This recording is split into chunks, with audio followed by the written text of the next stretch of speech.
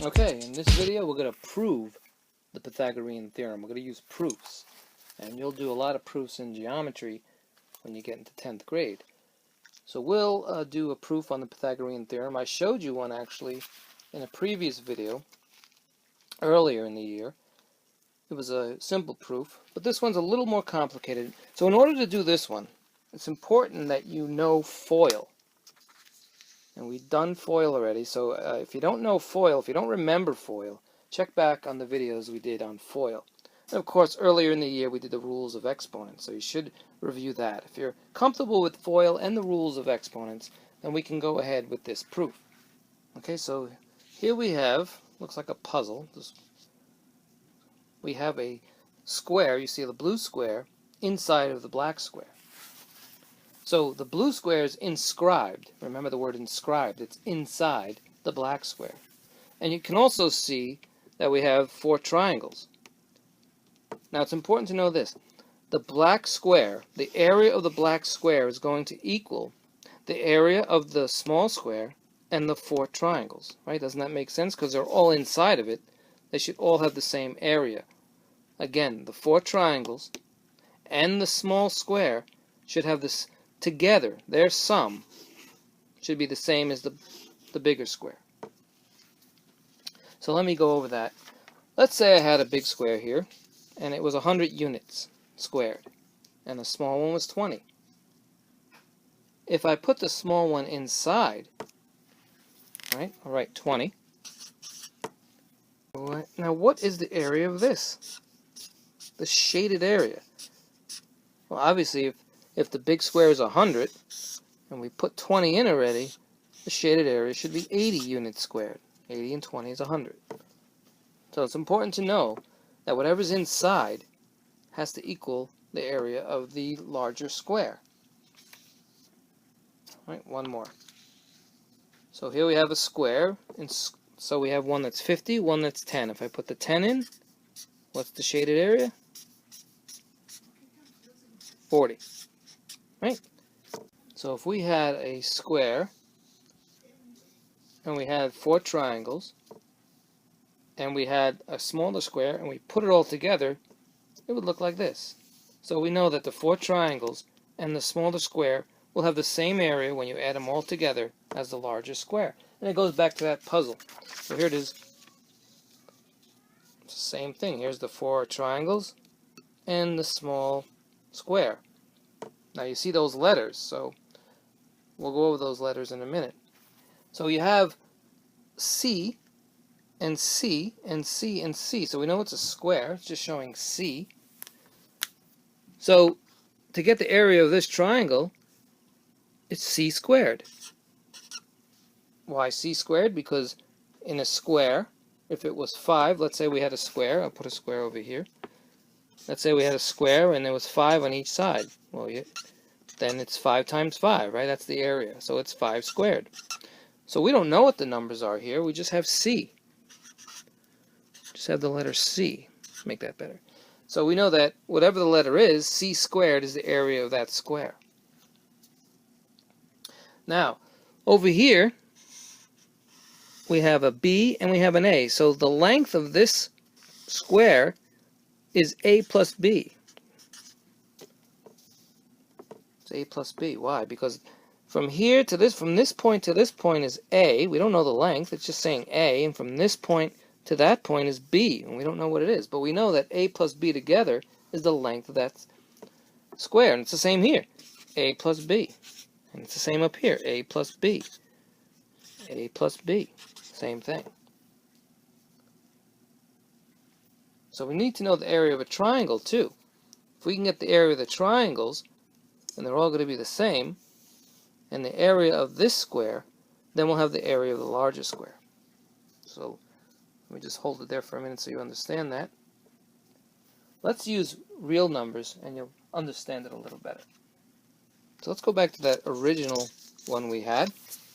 Okay, so let's look at this puzzle. Looks like a puzzle, right? So again, we have a small square. Now it's in yellow. And it's inscribed, it's inside this bigger blue square. Okay? Now to get the area of the square, of this square, we know it's c squared. And why is that? Because c times c is c squared. Right? Remember the law of exponents. We don't know what c is, but we know that this length times this length will give us the area of the square. For example, if the square was 5, well, we know it's 25 units squared, 5 times 5. But we don't know the area. All we know is it's c, so it's c squared. Now we have these 4 triangles, right? And we know the 4 triangles and this yellow smaller square will equal the area of the blue larger square. Now what are the lengths of this square? Well, we know that from this point to this point, it's just saying it's A. We don't know what the length is. We just know it's A. And from this point to that point, it's B. So what is the length of this? It's A plus B. A plus B. Because if you get the length of A and the length of B, you have it right there. So it's the same everywhere. It's A plus B everywhere you go for the larger blue square.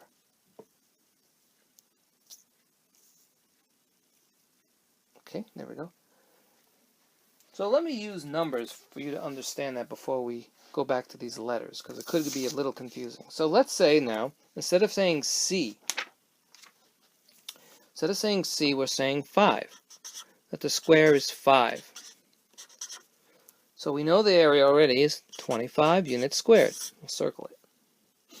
And let's say that B was, let's say, 4, and A was 3. So that means everywhere you see a B, it's 4. And everywhere you see an A, it's 3. So now we know the length. 4 plus 3 is 7, so we have a 7 there, we have a 7 there, we have a 7 there, and a 7 there. So the total length of the blue triangle, the larger blue triangle, will be 7 times 7, or 7 squared. So we know the blue triangle, right over here, the blue triangle is 49 units squared. And we know that the yellow triangle is 25 units squared. So right now you can just subtract. If you subtract, you'll get 24 units squared will be the 4 triangles. Does that make sense? The blue square is 49. The yellow square is 25. If you subtract, you'll get 24. And remember, like I said, the yellow square and the 4 triangles have to add up to 49. And 25 and 24 is 49. Okay? Let's go further. So we know that we have 25 here, and we said that the blue triangle is 49. And we already said that all four triangles, bring that down, should equal 24. So that means that one triangle should be 6, right? Because 6 times 4 is 24. So let's see if that comes out right. So again, we said that B was 4 and A was 3. And remember the area of a triangle, half base times height. Or base times height divided by 2. So 4 times 3 divided by 2 will give us 6. So each triangle should be 6, like we said. So now we can go back to the puzzle, or what looks like a puzzle. And now let's try it with letters. So we already proved with numbers that the small square and the 4 triangles will equal the big square, the big blue square. Okay, so get your thinking caps on. It's actually not as difficult as it may seem at first. You'll get used to it and it'll be a lot easier. It just looks a little complicated with all these letters. So we'll bring this over here. We're saying, again, we said that the square, the yellow square, and the 4 triangles have to equal the larger square. And we don't know the length of the larger square. We just know it's A plus B. Remember? It's A plus B. So we're saying that C squared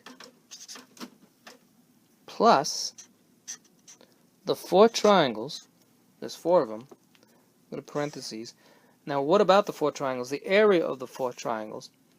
And the area of the 4 triangles, remember the area for a triangle was half A times B. Right? Remember when we did that B was 4 and A was 3, so half of 12 is 6, right? But we don't know what these dimensions are, but we know that half of that times 4 because there's 4 triangles. And what did I say? It has to equal what? A plus B squared. So this is what we have so far. And why A plus B squared? Because the length of this triangle, this square that is A plus B. A plus B plus times A plus B is A plus B squared. Remember when we did binomials? So I'll just write it again. A plus B times A plus B is A plus B squared.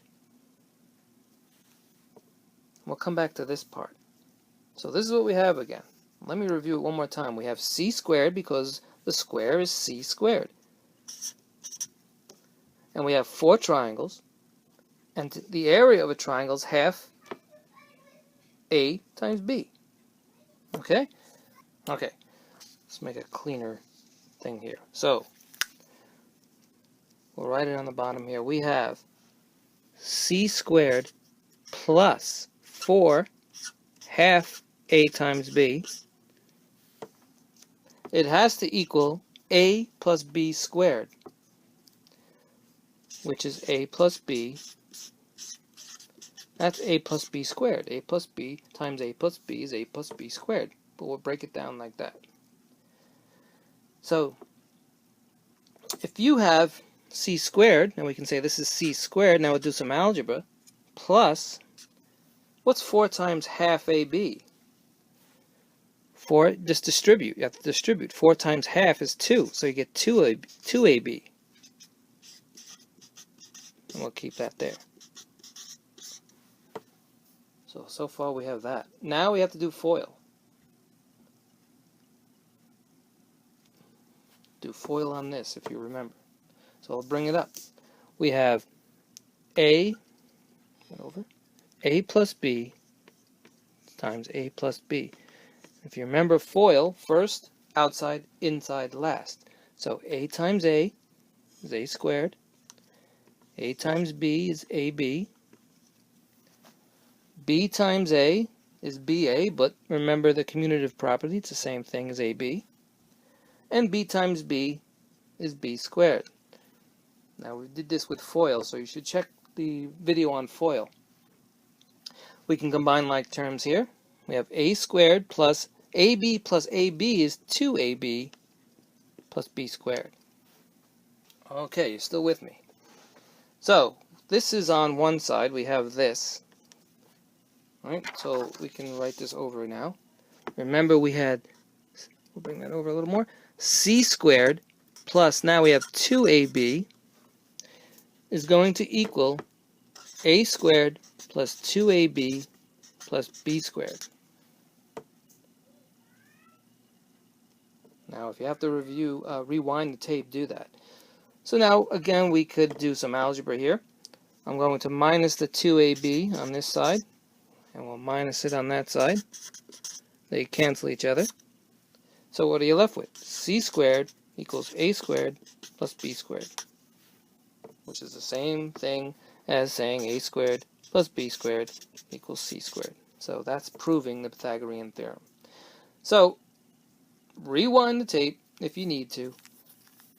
That's proving the Pythagorean theorem. And again, there are many ways to do this, and we did an easier one earlier in the year. Great job.